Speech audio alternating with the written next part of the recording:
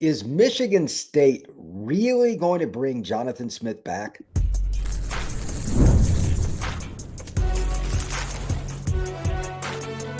You are Locked On College Crossover, part of the Locked On Podcast Network. Your team every day. Welcome into this crossover of Locked On the Portal and Locked On Spartans. I'm your host, Brian Smith, longtime college football recruiting analyst. Thank you for making both Locked On the Portal and Locked On Spartans a part of your day each and every day right here on the number one sports podcasting network in the country now. Thank you very much for making that happen. And that is Locked On. We are brought to you by our friends at FanDuel. Right now, new FanDuel customers who bet just $5 and get $300 in bonus bets to use across the FanDuel app. Just download it today. We're going to have some fun talking all things Michigan State with my guy, Matt Sheehan. We're going to have what? Fun? I was thinking a different F word, but okay, sure. I guess. Okay. For me, it's going to be fun. For Matt, okay. It's psychiatry in different ways. Yes. But we're going to talk about what we think the Michigan State fan base thinks of this circumstance. I don't know. That's probably not good for Matt. We'll see. The question that I open-endedly have and don't know exactly what to think. In the second segment, it could be the best. Admin, does it go all in if Jonathan Smith is brought back? Meaning, are they really going to support him with NIL, with staff, with everything? I have some questions for Matt that I have a feeling going to make him very uncomfortable. But it's part of the job that he does. It's why he's here. That's right. And, of course, the first question is, are they really going to bring back Jonathan Smith? Let's start right there, Mr. Matt Sheehan. Is that a yes, a no, or what in the world is going on? I don't know. I like option C, actually, what in the world, because all signs point to, I don't think anyone in the fan base is all too happy right now with how things are going.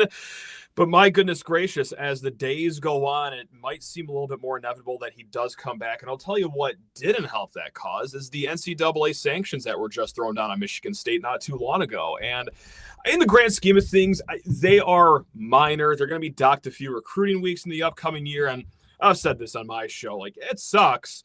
But there is a lot more recruiting issues than just being docked a few weeks going on here at Michigan State. I mean, that's just another log on the fire. So here's where it gets interesting because Jonathan Smith, he didn't even know Michigan State was being investigated while he was interviewing with the Spartans. Now, whether you want to throw that on his team for not doing their due diligence, whether you want to throw that on Michigan State, whoever you want to throw that on, that's a different topic of conversation. What we do know is that he's been kind of given a rough hand. It was already rough shakes getting into this job, having a roster that had a lot of holes thanks to the previous regime. And now you're dealt, even further recruiting sanctions, or not further recruiting sanctions, but recruiting disadvantages, I should say, as if it wasn't hard enough to recruit here with the lack of winning, with the lack of development, and with the lack of NFL talent that you've had here in the last few years. Throw in this, it's almost like, could it be half apology, hey, sorry, this is everything that's gone on your first few years here. Then the other half is it also, who would want to come here? There's so many jobs open. Who would want to inherit this mess? So it's a twofold thing. I do think it is fascinating, though, and this is what we've talked about recently on my show as well.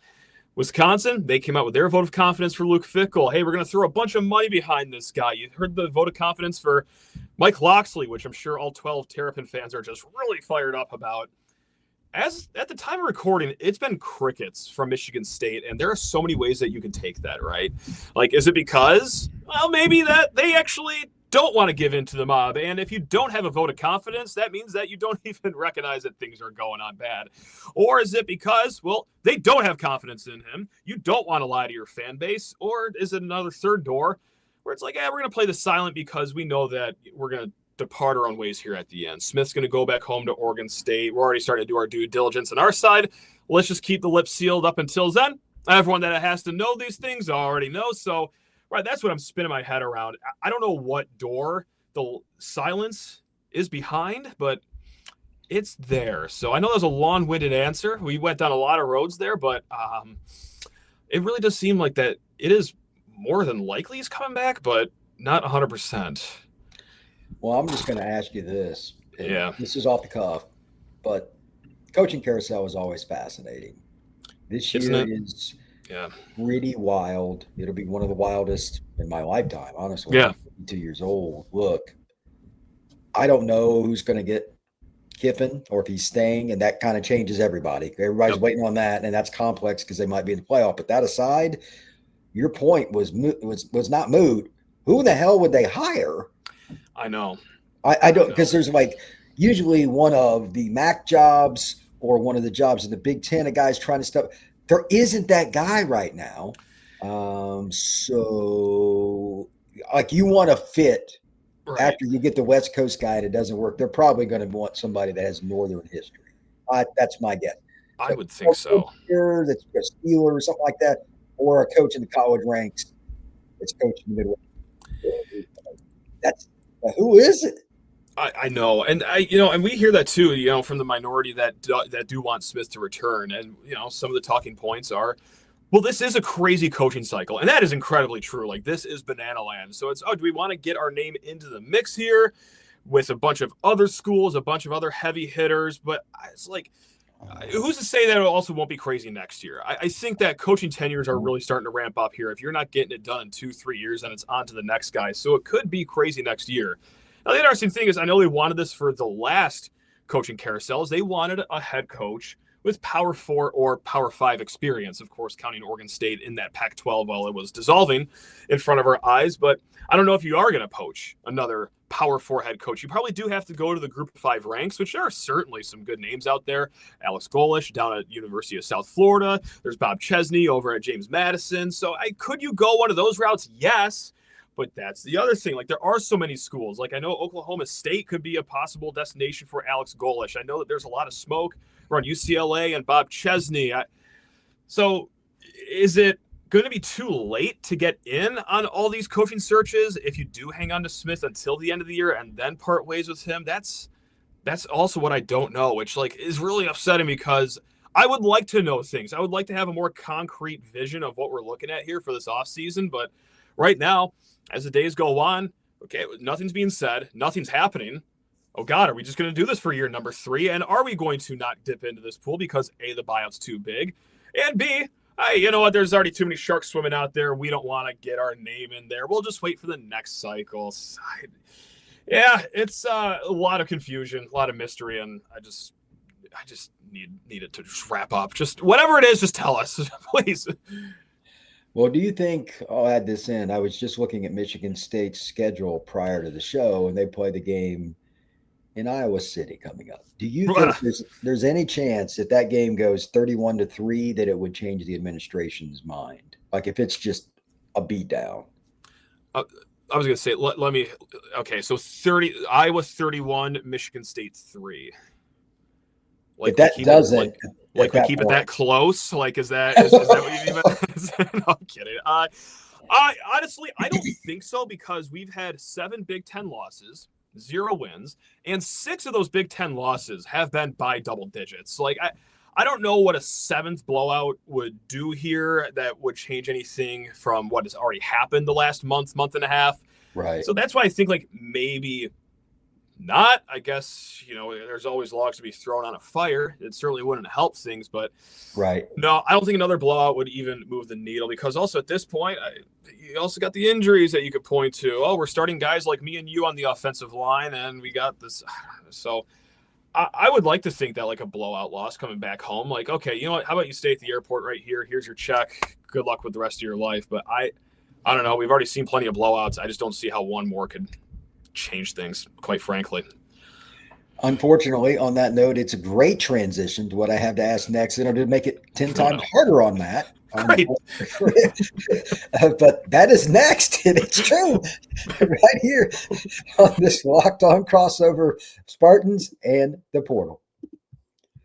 Today's show is brought to you by our friends at FanDuel. The NBA is back, and there's no better place to get in on the action than FanDuel, the official sports betting partner of the NBA.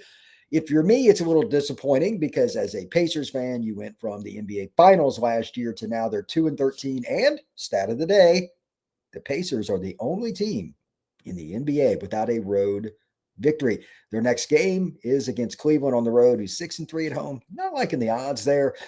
But you never know. At some point, Pacers, let's mix in a road victory. It would be nice. I would truly appreciate that. So even if you missed the start of the game or want to ride the hot hand, FanDuel has live bets on everything from who will score next to fourth quarter comebacks. Plus, you can even combine your live bets into a same-game parlay for a shot at a bigger payday. Keeps every game exciting, especially when your team's making that late push.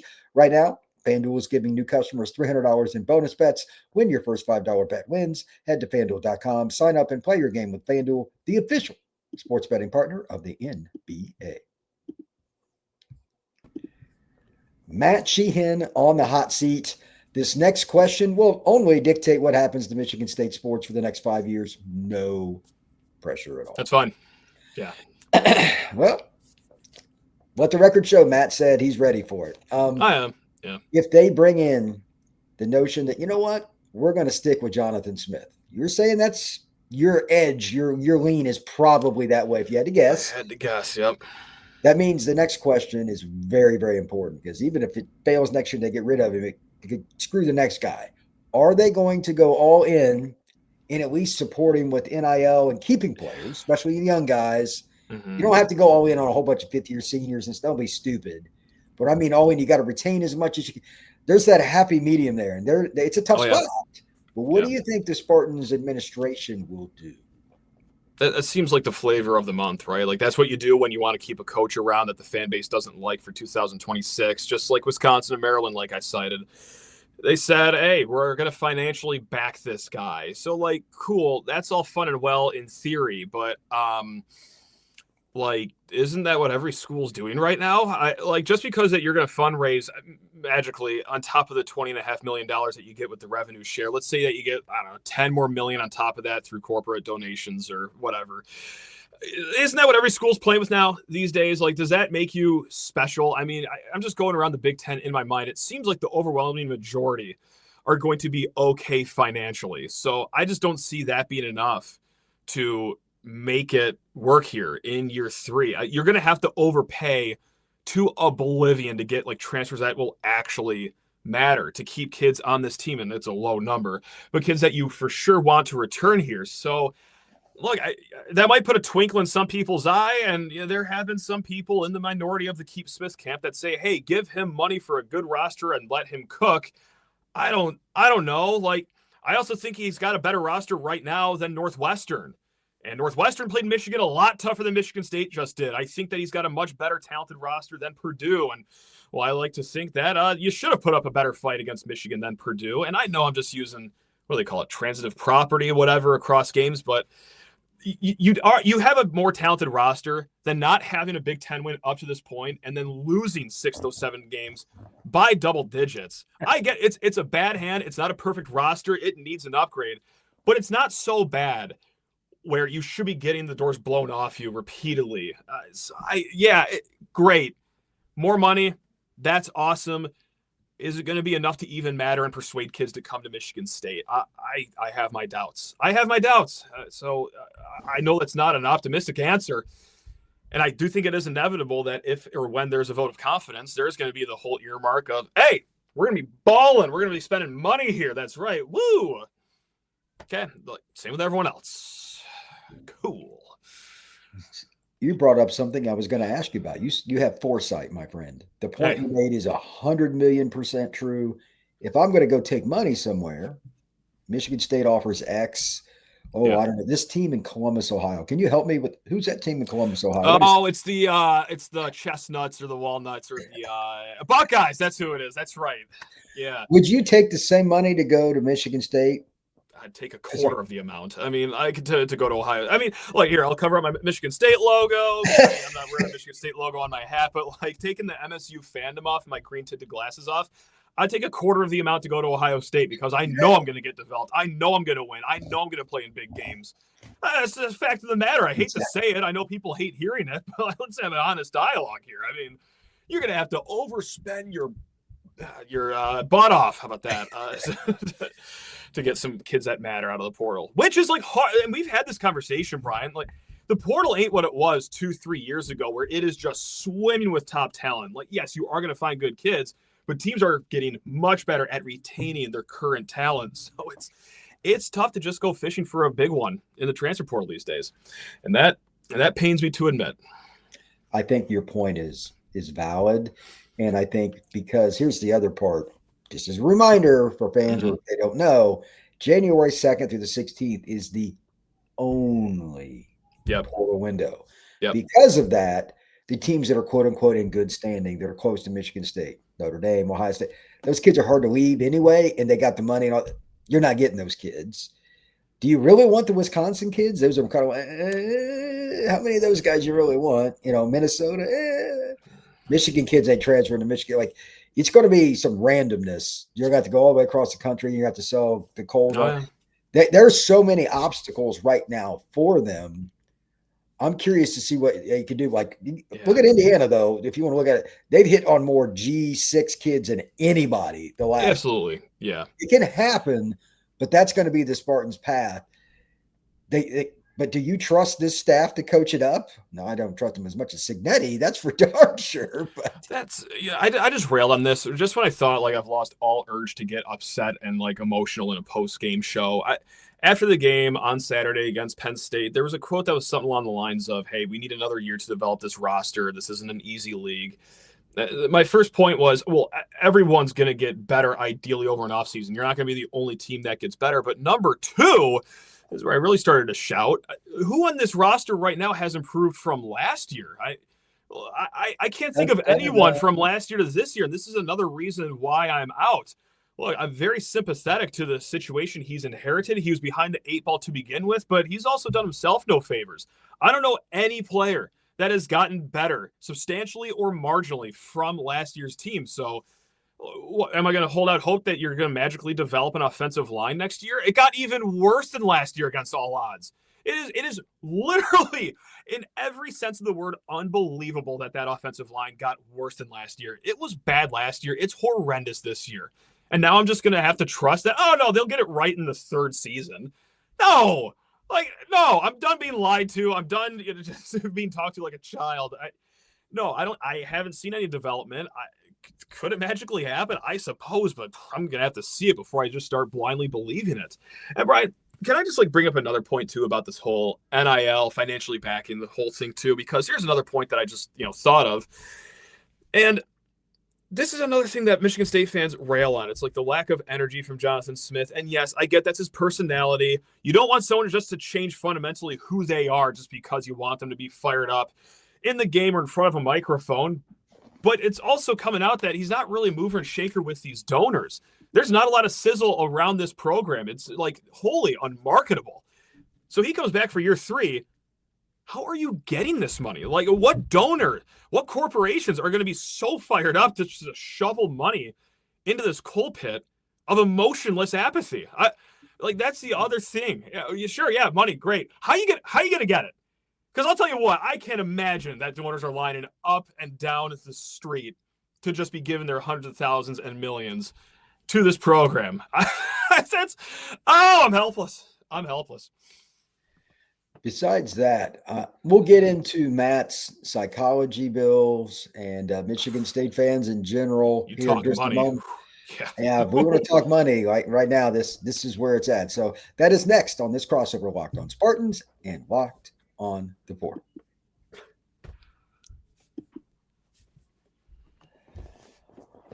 All right, Matt. Still here. That's right. I was a little surprised by that, actually. Same. To keep this, relatively somewhat an opportunity for you to have some sanctity, take yourself out of the Michigan State the best you can. I'll try. A second. The average fans that you deal with that comment on your YouTube page, the average fans you see on, the Red Cedar message board, whatever it is, are they apathetic? Are they angry? Where's the pulse? That's a very important factor.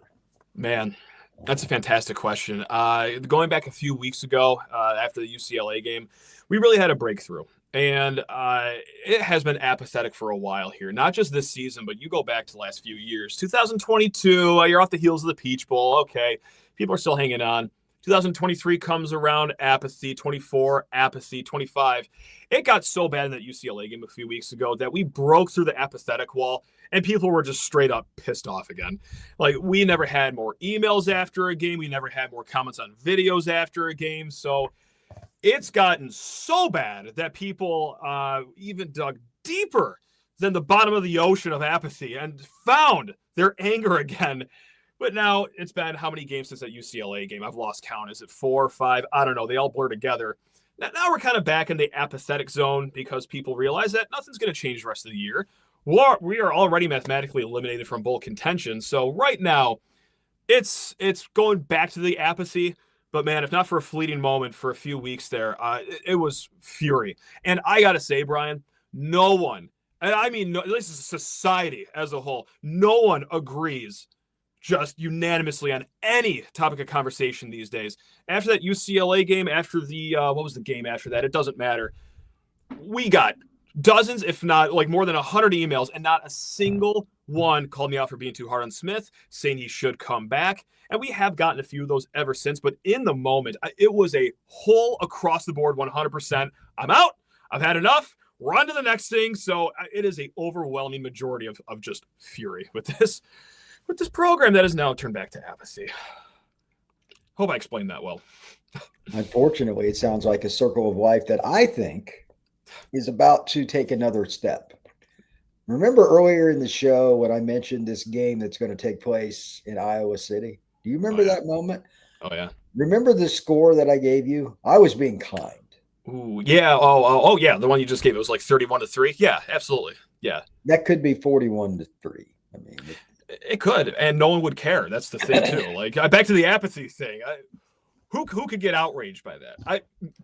Maybe me, but like take the mentally ill individuals out of the picture here. Like what reasonable, rational, grown adult could care about that?